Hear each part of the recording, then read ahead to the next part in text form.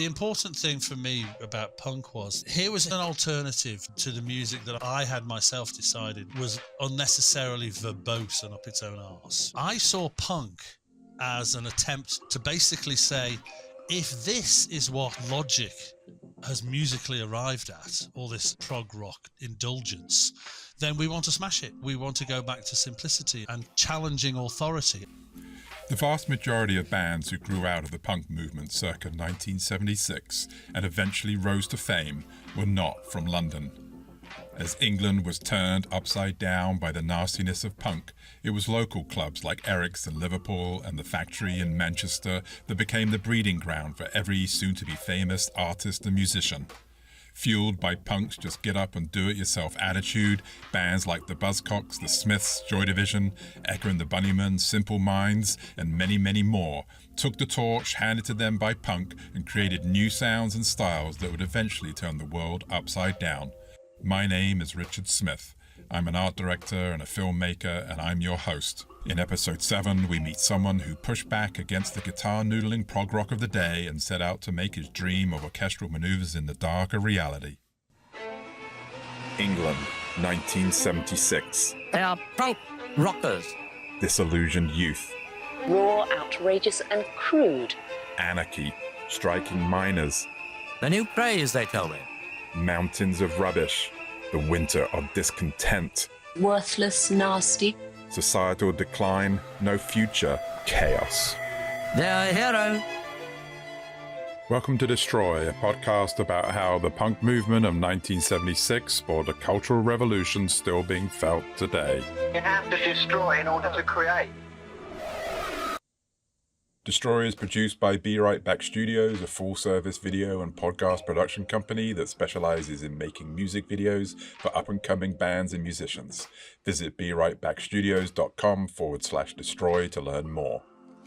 This episode of Destroy is supported by The Extent or Measure of a Surface, Inc., a multidisciplinary design practice whose work in the music industry is world-renowned and specializes in building brands for bands. Whether you're an emerging artist or established musician, The Extent or Measure of a Surface, Inc. can help you grow your image on and offline. For more information, email destroy@thinkcreatebelieve.com. My guest today has inspired many to dance, including ZZ Top and members of No Doubt and Bare Naked Ladies. His song, Sailing on the Seven Seas, got to number 3 in the UK single charts and is also how we met. He's right-handed, but he learnt to play a left-handed bass. He still lives in the borough where he was born, near his hometown, Liverpool. And building on the success of his band's 14th album, Bauhaus Staircase, he's about to embark on a long-awaited tour across the US. Please welcome to the show, the one and only, Mr. OMD, Orchestral Manoeuvres in the Dark, Andy McCluskey. Andy, welcome to the show. Thank you, Richard. It's nice to be talking to you after all these years. It's been a long time since we were messing about together. I must admit, when I stopped in the 90s, I didn't think I'd do Orchestral Manoeuvres in the Dark again. I felt when the band reformed in 2006, I felt like I was kind of like an old football player who was allowed to put his boots back on and get out on the field. And hopefully I'm playing better than most 65-year-old football players will be now. It must be really rewarding to have come all this way and still release an album that is critically acclaimed. Bauhaus Staircase is considered one of your best albums. That must be very rewarding after all this time. You still got it. Yeah, thank you very much. You never expect when you've been going this long. First of all, we didn't expect to be going this long. We only put the band together for one concert, and here we are 46 years later. But essentially, we said to ourselves, if we reformed, that if we did do the crazy thing and do new music, that we would make sure it was worth listening to. We did not want to be a sad, feeble pastiche of our former selves. And I think that in some respects, when we were breaking America, America was breaking us. And actually, some of the music that we released in the late 80s, in hindsight, wasn't our best music. Some of it was great, but it wasn't consistently good. And I think that we were determined that if we were going to make new records, we were only going to release them if they were good. Now, that's easier said than done. A lot of people aren't very good self-editors, but I think that Paul and I, given enough time I think, know what we're doing, trust ourselves. And I think more than anything else, what we lost in the late 80s was we didn't have enough time. We were chasing round in ever decreasing circles and losing money at the same time, which was scary because we'd signed such a terrible deal when we were kids. But yeah, so thank you. The new albums have been very well received by fans and critics, and it makes all the hard work feel like it was worth it. So I'm going to bring you back probably a while, and you touched on it a little bit, talking about that you got together for one concert. So you were born in the peninsula of Northern England called the Wirral, right, just across the Mersey from Liverpool, and you met Paul Humphrey at school, and then you were in several bands coming out of that. Dalek, I Love You, Hitler's Underpants. The question was, why did you want to start a band in the first place? Okay, good question. Do you remember? Yeah, I do. I had friends who played instruments, and I kind of wanted to join in that club. I wasn't really terribly sporty. I was into art, and my mates at school were starting bands, so I wanted to join. I quickly realised that I couldn't afford a drum kit. 6-string guitars hurt my fingers too much. So I ended up going for bass because it just seemed like it was going to be the easiest option for various reasons. Right. Bought myself my first bass guitar, which, as you said in the introduction, I play upside down because I only had a certain amount of money for my 16th birthday, and I went to a second-hand store, and the cheapest one they had was left-handed, so I just had to buy that one.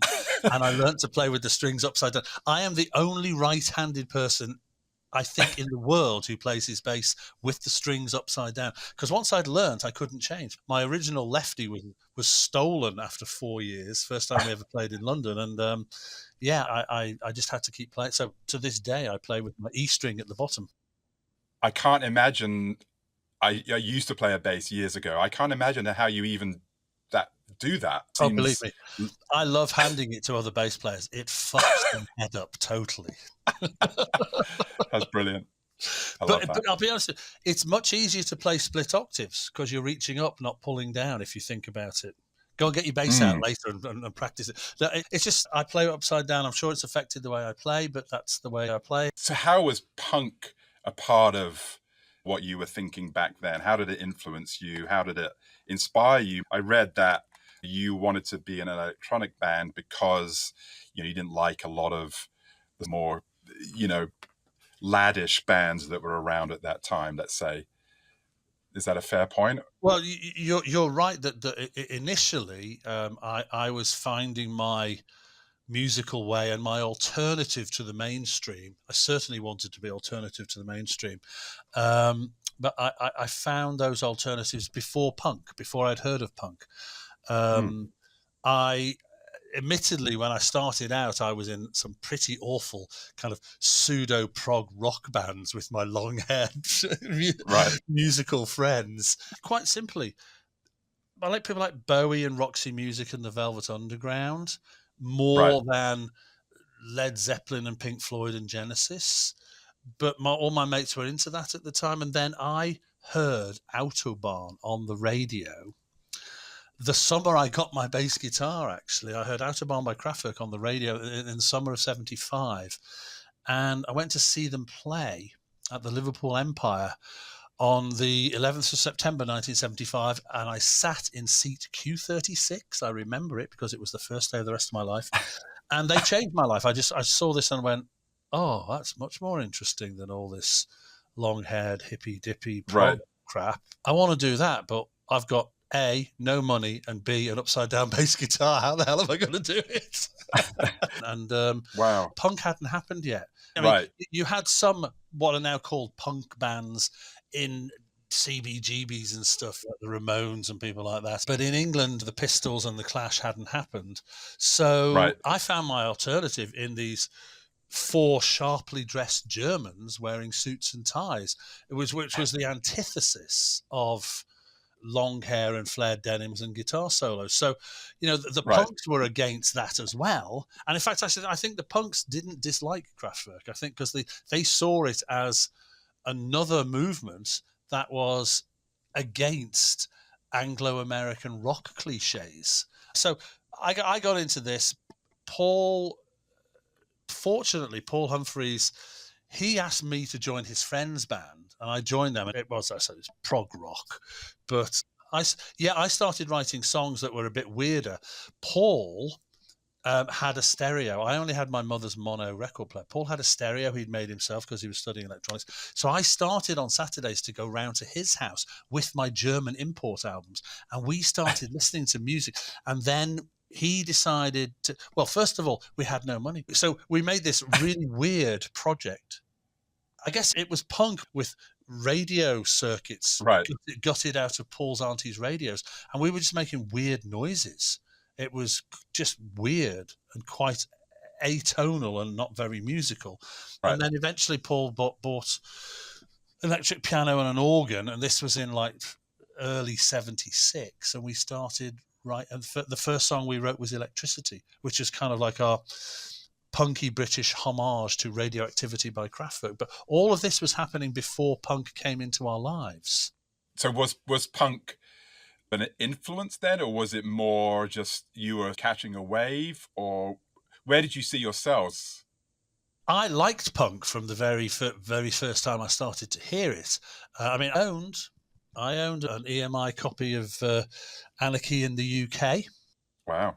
Which my father had racing greyhounds, some of which lived in the house, and one of them took a bite out of it and then promptly shat on the living room carpet. So that's a story for the archives. I love that. Yeah, that's even more judgmental than most British journalists. Exactly. I love the energy, and I love the fact that it was DIY. I mean, the theory at least was that you just got up and played. You didn't have to learn how to. Now, to be honest, the Pistols could actually play. I mean, Sid Vicious couldn't play bass when he joined, but the original Pistols band could play.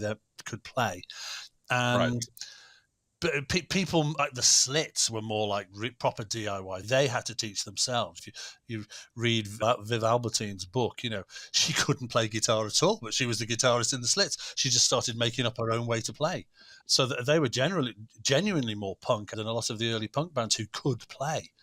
But I liked the energy. I liked the fact that they were challenging what I already saw as the boring stereotypes of, the hippie music of the 60s had turned into this really overcomplicated, signature-changing sort of wanky jazz prog that was just like, oh, God, seriously?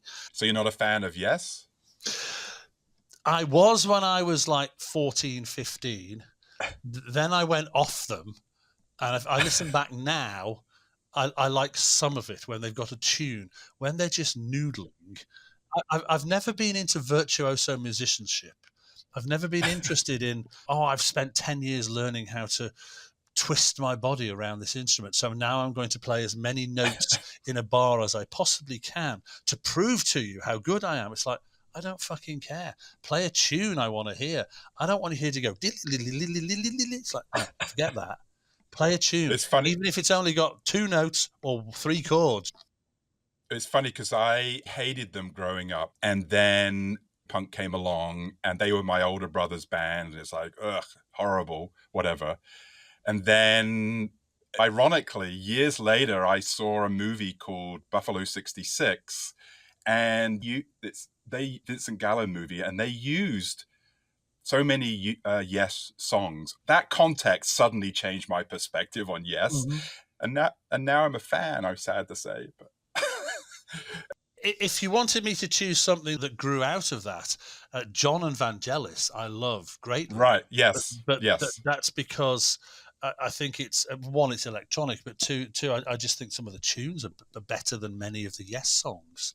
The important thing for me about punk was that it here was an alternative to the music that I had myself decided was unnecessarily verbose and up its own arse. The argument is how much punk changed the world specifically. Mm-hmm.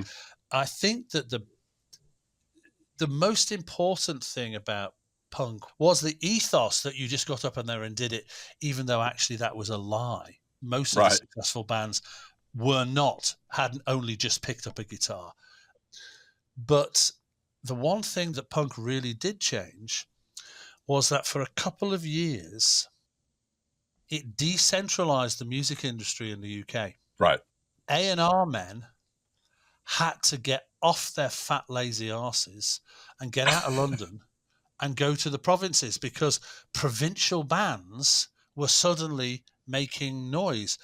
Although the main punk bands were basically from London, Right. once they detonated the idea that, all right, you've got to be great musicians and, you've got to have been together for so long and served your dues. Now we're just going to get up and do it.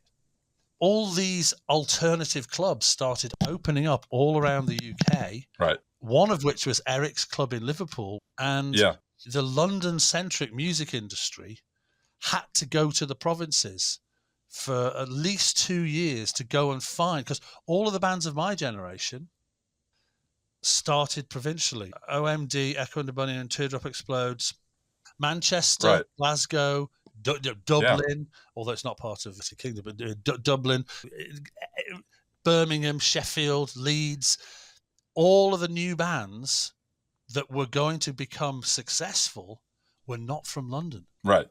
So the great thing was that it allowed a lot of new clubs to be breeding grounds.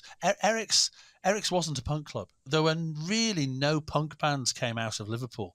Eric's was a club where they opened and suddenly all of the misfits, all of the oddballs, all of the outsiders adopted this place, and we were allowed to play. We invented Orchestral Manoeuvres in the Dark to play on their Thursday nights, which was the local talent night. Yeah. Can we get up and play? What do you want to do? Well, me and Paul, and we're going to borrow my mate's tape recorder, and we're going to do our electronic music that we've been writing since we were 16. Can we do it? Yes, you can. And without that club, we wouldn't have even invented our band. Right. Just to sidetrack a little bit, but because you mentioned Manchester, and your first single, Electricity, which I didn't know this, you released it and then you released it again through Factory Records and then you released it again through Din Disc. Is that correct? Or no, you recorded it and then you released it as a single with Factory Records. What happened was Paul Humphreys had a friend at school who had a small recording studio in his parents' garage. And we said to him, could we come in and borrow your tape recorder and make some backing tracks to record to go and play live? And so that's what we did. And one of the songs we recorded, where we recorded the backing tracks and then we finished it off, was Electricity. And after we played our second concert, which was at the Factory, the great thing, Eric's, this was the wonderful thing. These clubs all talk to each other as well. So Eric's said to us, oh, that was really interesting. I mean, listen, there weren't even 30 people the first night we played. But the guys who ran the club said, we have this reciprocal arrangement with this new club in Manchester called The Factory, which wasn't even a club. It was the Russell Club in Hume in Moss Side, which if you know Manchester was not the nicest part of the town. But once every couple of weeks, it was rebranded The Factory by Tony Wilson and Alan Erasmus and Peter Saville. And we got sent over there and we supported Cabaret Voltaire and we met Tony Wilson. And then we cheekily, because he was a local TV newsreader and had bands on sometimes, we sent him a cassette of our recording of Electricity done in our mate's garage. And we went in to re-record it with Martin Hannett, who of course did all the great Joy Division albums. Yep. Martin's vision of Electricity was a bit too ambient and echoey. So we used our demo from the garage that was released on Factory. That's crazy. Why did you not stay with Factory, though? Why did you part ways? Or was it never a long-term relationship?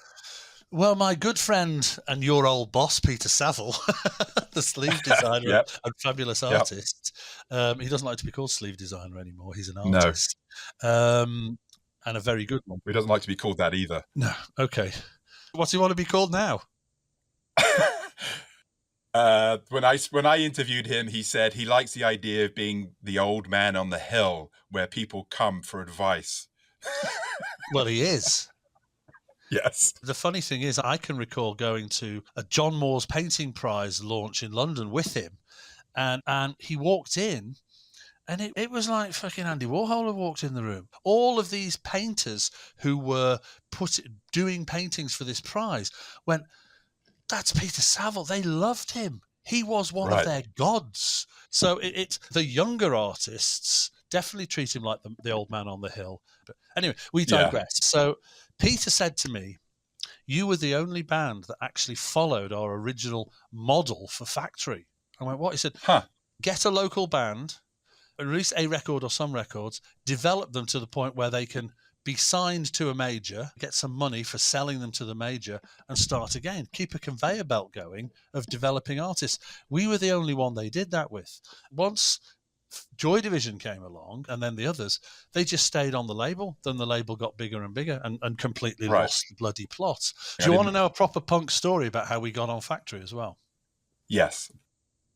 Hi there, sorry for the interruption, but if you're enjoying the show, please leave a review or a comment. For the latest news and updates, make sure to also follow us on Instagram at Destroy Punk Podcast. Thank you, and now back to the show. And I thought this was an apocryphal urban myth, but it turns out to be true. We finally met Tony Wilson's wife, Lindsay Reade, whose wife at the time in the 70s. And we said, we heard a story, but it can't be true. Is it? She went, what about the shopping bag of the cassettes in the car? I said, yeah. I said, yes. I got into the car with Tony, and in the footwell of the passenger seat, there was a supermarket bag full of cassettes. And I said, what's that? He said, oh, they're all cassettes of people who want to get on the TV or want to get on the new label. They're all the rejects. I'm taking them to the tip.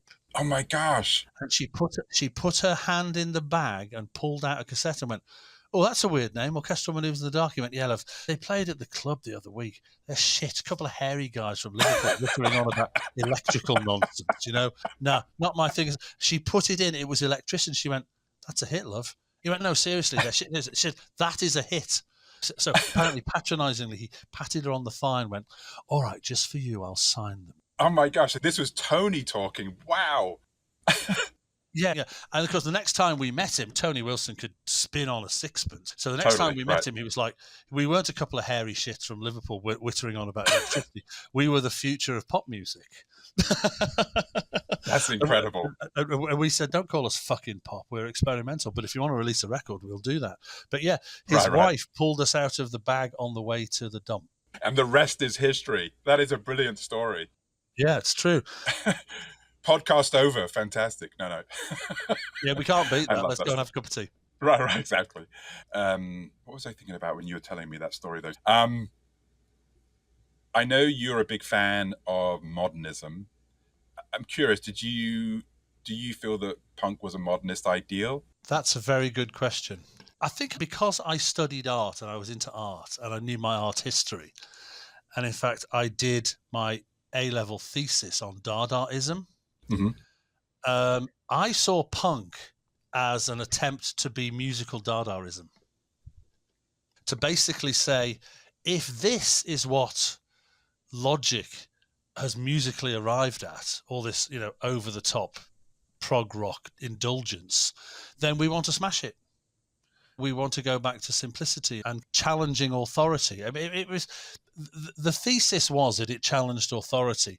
Now, the reality is that the Sex Pistols were managed by a guy who, had been making his living with clothes design, Right. So, but of course, the clothes were part of the being alternative. We're going to look like this. The one thing I think a lot of people who are young now don't understand what life was like prior to postmodernism, because you just mentioned modernism, but postmodernism is a whole new world, and it really started to become evident by the late 80s and the 90s, when essentially all popular culture, not just music, but all popular culture started to eat its own history and regurgitate it. But when you look back to prior to that, you had rock and roll, and you had the 60s pop, and then you had the hippie thing, and then you got the prog rock. And this is new, and that is old. And it was also tribal as well. So this is my new tribe, your old tribe, you can fuck off, go away, because we're not going to listen to you. And the music you listen to, your haircut and your clothes defined your current tribe, or the tribe that you associated with. Prog was definitely considered to be fat and past its sell-by date by the punks, or by people like me who'd got into electronic music as my alternative. And we were definitely like, no, that is old. That needs to go away and die now. We are the future. And of course, 10 years later, oh, we're not the future anymore. Something else is the future. But it was linear. It went, this is new, you're old. Then suddenly the new became old and something else was new. But then by the late 80s, and to 10 years after punk, we were coming to postmodernism where it didn't matter anymore. You could do anything. I don't know whether punk brought that about or whether punk was part of the final death throes of linear tribalism, but certainly it changed things. But was it just another linear tribal thing? You'll never know, because it was kind of one of the last things. After punk, you had the kind of the post-punk in inverted commas, and then you had electronic pop music. The next big thing after punk was British electronic pop music that grew out of the punk clubs. Exactly. And that decentralization of the London music industry. Well, I think you said it really well. Basically, the era that followed cannibalized the era prior. Essentially, punk devolved into something that didn't look like that, but it started in 1975, 76 and turned into something that was glamorous and shiny and glossy and kind of the opposite. And that's what really intrigues me about the eras that followed. Something you maybe think about, something I wanted to bring up, this is a confession. I've been an OMD fan for a long time, from Electricity to today. And what I have never appreciated, and I'm really sorry, is that I didn't realize how many of your songs had a political overtone. There was reference to the song Stand Low I saw recently, and it made me think, oh, was Electricity about alternative ways of powering the world? So I'm like, oh, I'm a stupid idiot. Why didn't I realize that? You're singing about Enola Gay. Okay, yeah, I knew that was a B-52 bomber or whatever. B-29, actually, Richard, but I won't be pedantic. Details are important.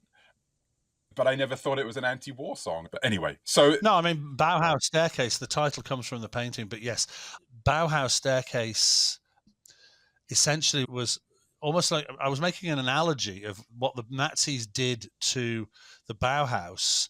The fact that during lockdown, during the COVID crisis, it wasn't just British governments. Many governments did not support. They furloughed everybody except the creative arts performance industries, which was very much them saying, we don't respect you, you're not worth it, get a real job. I mean, there was a poster in Britain which it was like, today she's a ballet dancer, but next year she could be an IT expert, essentially saying your job in the performing creative arts is a drain on society and a waste of time, which of course the reality is, yes, when you're in a pandemic, when you've got an existential crisis in the world, you need to prioritize putting food on the table. But at those very times, you also need to feed your soul as well.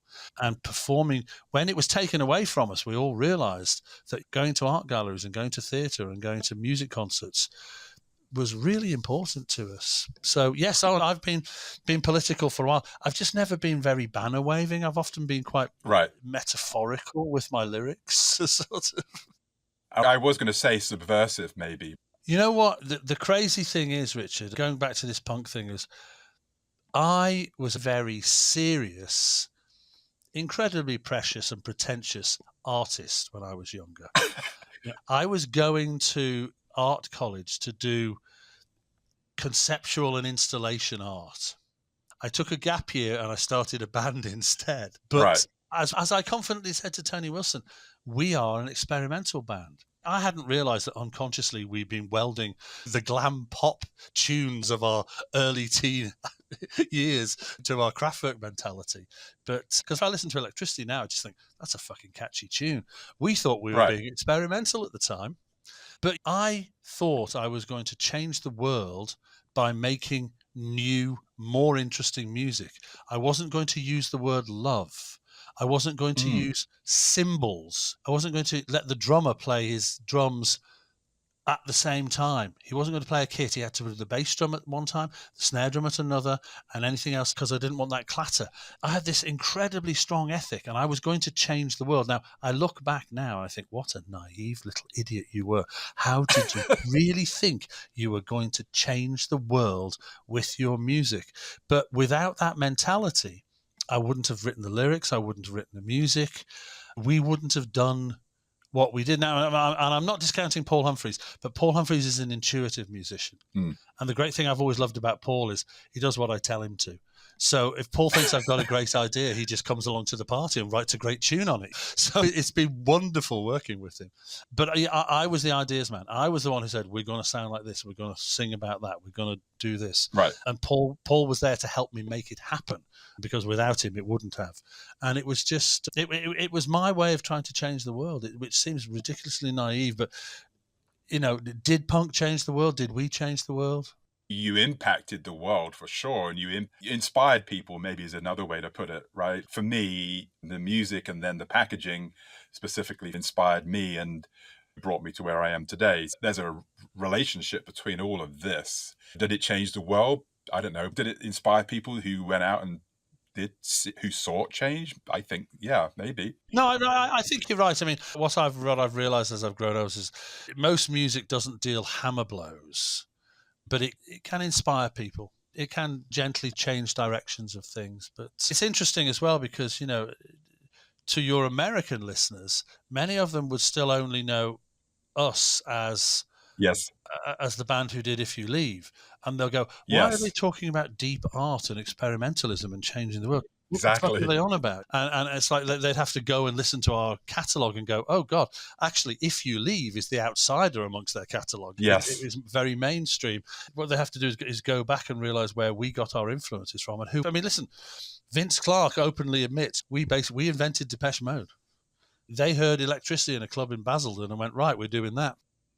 There are so many bands who were inspired by you. There have been a catalogue of lovely people who said that we've inspired them over the years, and it's been amazing. So piggybacking off of that, what inspires you today? Musically, creatively? What gets you excited today? Anything? If you're aware of our musical output recently, increasingly I'm leaning on my art history heritage. So I'm a lot of paintings, a lot of things. We had a song a few years ago called Night Cafe where effectively I name checked about 8 Edward Hopper paintings in the lyrics. How deep can you go for a dive? So I would actually say that a lot of art, visual art, inspires me. But again, being honest, and I'm on record as saying this, I think Bauhaus Staircase is probably the last Orchestral Manoeuvres in the Dark album. I'm talking to you from my programming room. I don't see, now that I'm 65, I don't see me sitting in here every day drilling down into my psyche and my soul to try to come up with something that's going to be as good as the last thing, because I'm very proud of the records we've made since we reformed. And I feel like the response to them justified my effort. Yeah. But do I want to sit in this room for another 2 or 3 years and grind out another album? Or do I want to go out and smell the roses that I spent planting for the last several decades? And metaphorically, do I just want to enjoy life? And the answer is I do. I don't think I'm going to be able to find enough quality and enough new ideas. I've got a couple of ideas, but I don't think there'll be a full OMD album. So, yeah, in the long term, I don't quite know. I think there'll be some new things, but I think that I might go back to being more experimental, actually. Speaking of experimental, I know when you released Dazzle Ships, the record company hated it, and I know ultimately a lot of fans kind of disapproved. But for me, personally, it's one album I go back to constantly because it's more than an album. It feels like an entire piece of work. It has this larger-than-life personality. I mean, I'm sure at the time you thought it was a brilliant album, but has its meaning meant anything to you? Going back to what I was saying about wanting to try and change the world, after we'd done Architecture Morality, a lot of journalists were saying to us, well, you're selling millions of records now, you're getting top of the charts. The world is listening to you. Why are you writing songs about dead Catholic saints and like that? Why aren't you really being more political and really changing the world? Of course, the then 23-year-old McCluskey Well, you're absolutely right. Yes, I'm not changing Right, the world. I need to be more radical. And of course, it was compounded by the record company because they didn't have a clue. They'd never worked with us before. So they said the one stupid thing you say to a 23-year-old Andy McCluskey said, yeah, you're doing great. All you got to do is repeat the same formula as Architectural Morality and you'll be the next Genesis. Oof. Wrong thing to say to me. Right, we're not doing that then. We're going over there. We're going completely in the other direction and we're being more radical. And I sat there sampling my shortwave radio. And so, of course, sampling had come in. We had an emulator who could sample things. So we just made this album. It made sense to us, Richard, because we'd grown up listening to Radioactivity by Kraftwerk, which mixed found sounds and songs. So we were mixing found sounds and songs, and some of the ideas on that I'm so proud of. I mean, the idea of time zones. I took the news song from Radioactivity by Kraftwerk, where they just overlaid different news readers speaking. I took that idea and I went round the world with it. I got people to send me recordings of speaking clocks around the world. I synchronized them all together, which was fucking hard using analog tape. Trying to spin them all in at the same time. We were trying to be something different, and boy, did we fall off the edge of the cliff economically. Virgin had a joke because they just assumed that we knew what we were doing. So we delivered this album, and initially they went, "We don't understand it, but you've been having millions of sales, so we know you know what you're doing." It shipped gold and returned platinum. We lost 90% of our record sales from one album to the next. Now it's considered the fractured masterpiece. It's an album that just never gets old. I don't know why that is, but it's just how I perceive it. So I know you struggled quite a bit with that album cover design and Peter Saville. Oh, no, we didn't. Peter Saville did. You talked about the fact that Peter Saville struggled with that cover. And for once in his life, Saville had plenty of time to deliver a sleeve, because this is a classic tale of the tail wagging the dog. It was Peter who said to me, I have seen a Vorticist painting of Dazzle ships in Liverpool dry dock, and I want to do a Vorticist sleeve. Can you write a song, or better still, call your album Dazzle Ships? So I did. Right. And he had so long to work on the sleeve that he distilled it till it was so minimal. When I saw it, I went, that looks like a bad 12-inch. And he had to go and get all of his research and work, take it to Malcolm Garrett, his old mate from college.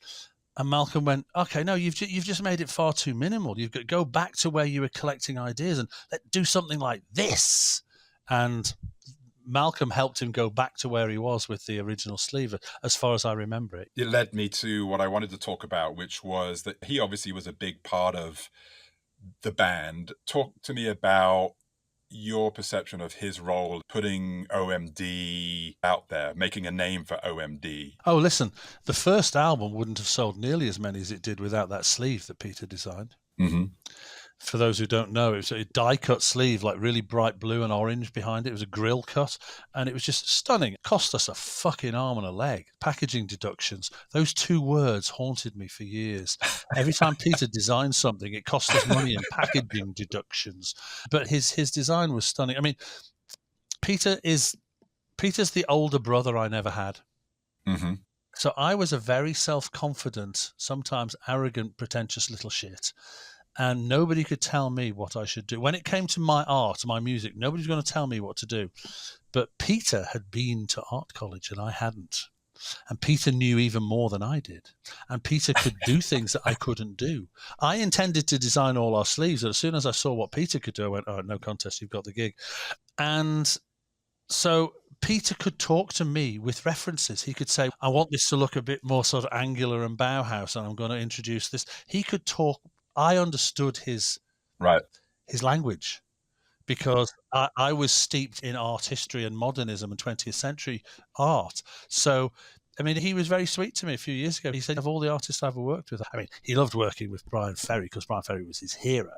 But he said, of all the artists, I could talk to you and you knew what I was talking about. You got the references. So I absolutely blessed to have worked with Peter. But do you think he helped define your image?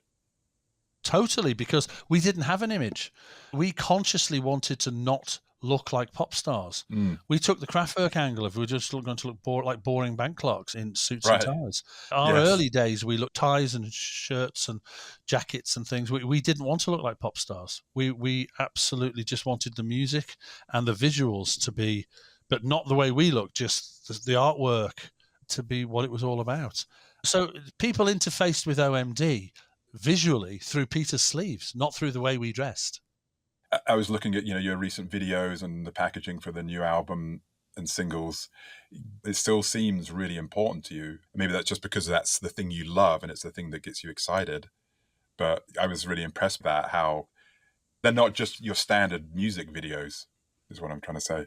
To be honest, when you mention videos, Jesus, the one sad thing is that despite my love of visuals and working with Peter, the videos that we made for many of our early records were shockingly criminally shit.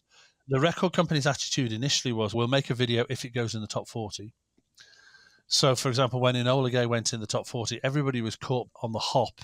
And we just had to go into the ITN news studios and do a performance against a green screen, which they threw up some clouds behind us. Went, yeah, okay, 1 hour, $2,000, that'll do. And then that's a video for a 5 million selling single. Wow, it's crazy. Bloody awful. And then, of course, when the budgets go up, you get these frustrated Fellinis. And also because Paul and I were the main songwriters, how do we get both of them into the video? Because Martin and Malcolm often didn't want to be in videos.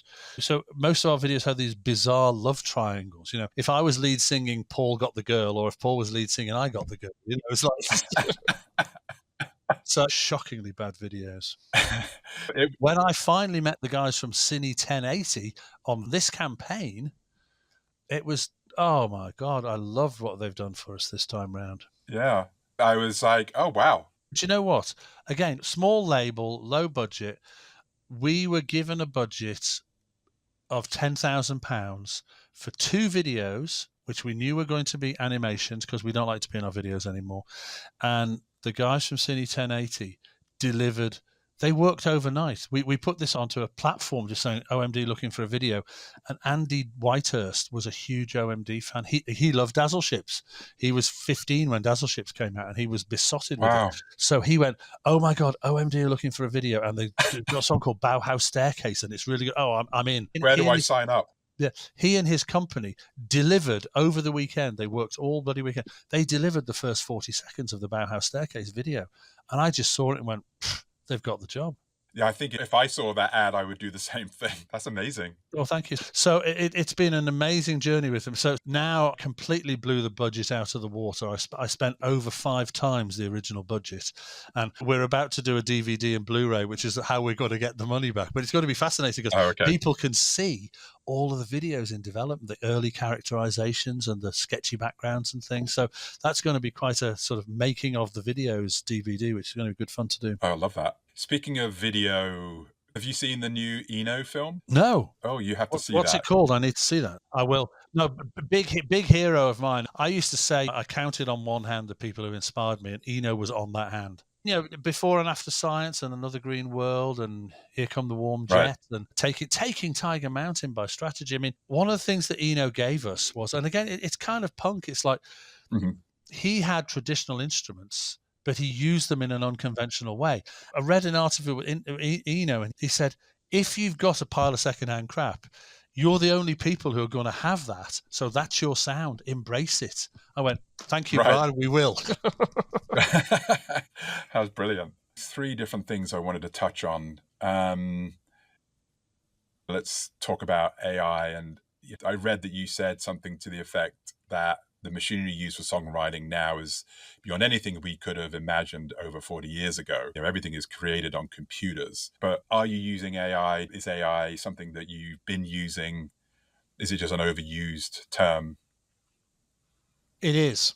It's been funny. A lot of people who've seen our videos going, oh, AI. No, it's CGI. It's all created in computers. It's all driven by human beings. AI is basically, it's algorithms. You collect together a load of information and you throw it into a blender and then you say, okay, sort out the bits that I'm programming to spit out and make it look like it's done by a human. Now, when it comes to music, I've heard AI music so far, and it's generic crap.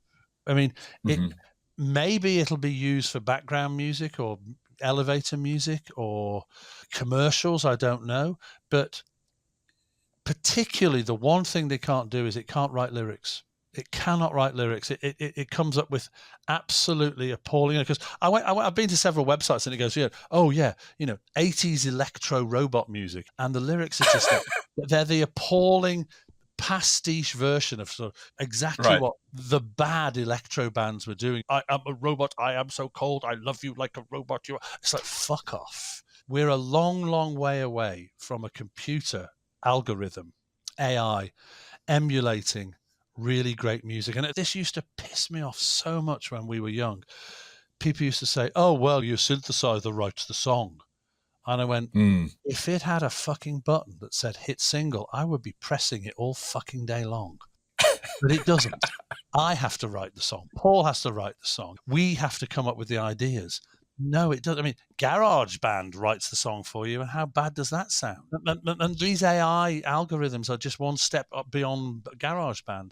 Now, I know that poets and literature writers and screenwriters are worried about studios programming in, going, right, give me something that looks like a Spielberg film. But I don't see it actually replacing yet. Now, I know there's that, what is it, that ChatGPT. My neighbor is a poet and writer, and he actually did a piece where he was interfacing with this and that they were editing each other. He found it quite interesting. But I don't think so. Not yet. I don't think AI is going to take over the world yet. It cannot think out of the box. It cannot think laterally. And it isn't controlled by the spark of human creativity. And you can't, you can program that for 1,000,000 years, but you just, infinite number of monkeys writing for an infinite number of amount of time are not going to write a piece of Shakespeare. Right. They never will. Right. And ultimately, AI is just sped up version of that. It can crunch numbers faster than individual monkeys can write letters. But it's not going to happen in my lifetime. However, I know that the companies who sell creativity, oh man, they've always wanted something like that. Because I can remember I worked with Atomic Kitten, and their record company would never release anything without focus groups. But the whole bottom line was like, right, see what the focus group says. And also, once I lost control of the Kittens, it was like, okay, well, who wrote the last number one? And who directed the video? And who designed the clothes for the girls? And who produced it? And who engineered it? And who cut it at the cutting plant? And who designed the sleeve? And who directed the video? Yeah, do all of that and copy it. Right. And even if it's not a hit, I ticked all the boxes, so you can't fire me. I'm just following the pattern. And that's so depressing. But they really wish they could do without the artists, because the artists are the difficult bastards. I wanted to go back to something we touched on a bit, the 80s and Pretty in Pink and America. What was that time like for you? Was it a whirlwind of it was nuts. Craziness? Nuts. So no, I'm eternally grateful and grateful to John Hughes. If You Leave doesn't change the world.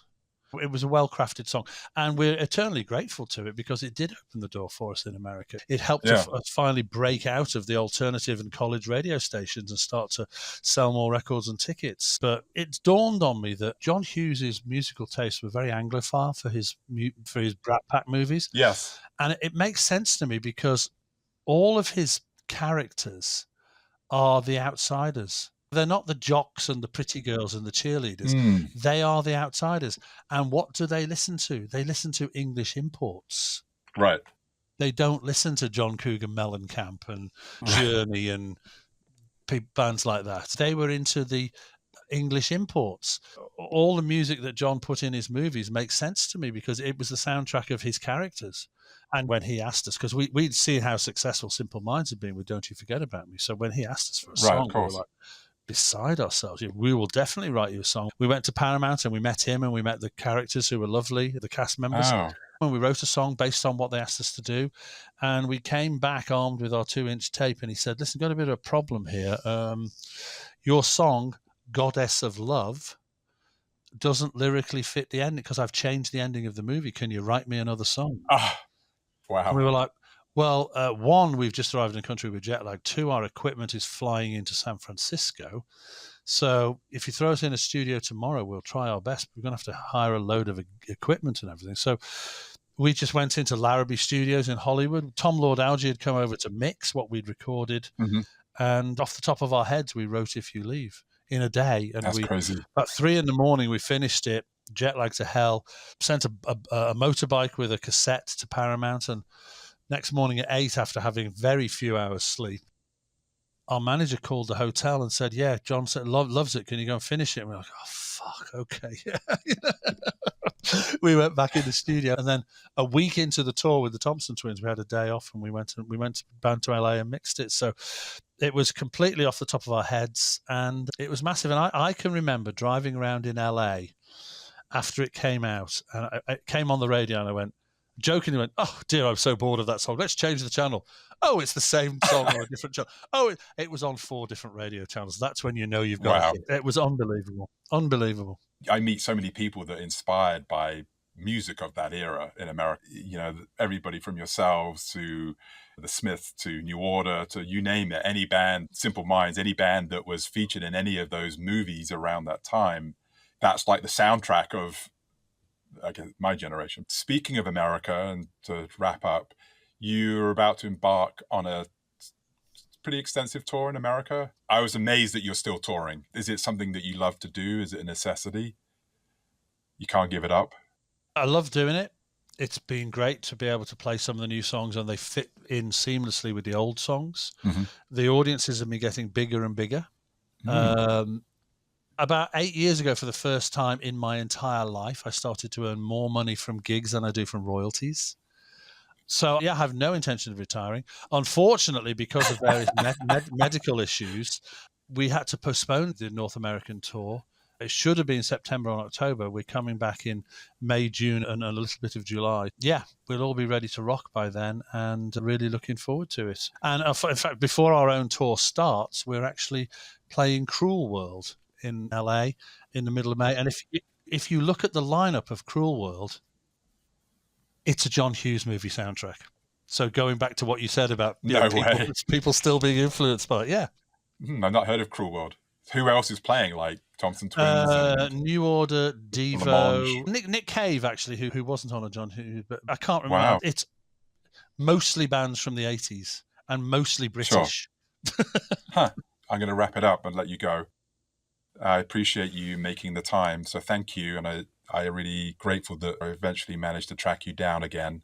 Well done, you.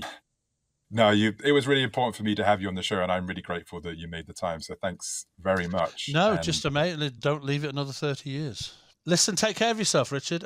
I will. Good luck with the vocals and everything. Yeah, it's great getting old, isn't it? In my head, I'm still 24. I don't quite know how the body got so old. Appreciate it. All right, cool. Cheers. Bye. Bye. My name is Richard Smith, and I'm your host. I'm a filmmaker and art director, and once upon a time I was part of the big 80s. I designed record covers for Depeche Mode, I danced with Bono, discussed art with Mick Jagger, and drank tea with Susie Sue. I also grew up during those turbulent times in England in the late 70s and was driven by the do-it-yourself ethos of punk. I obsessed over bands like Joy Division and New Order and went on to work for the album cover designer Peter Saville. I believe that year, that moment in 1976, when a bunch of foul-mouthed yobs cursed and swore on national television, changed the future of culture forever, and is what brought us to where we are today. So where do we go from here? Will emerging new technologies be the catalyst that tears down the walls of mediocrity, throwing culture and society into chaos and revolution again? We'll have to wait and see.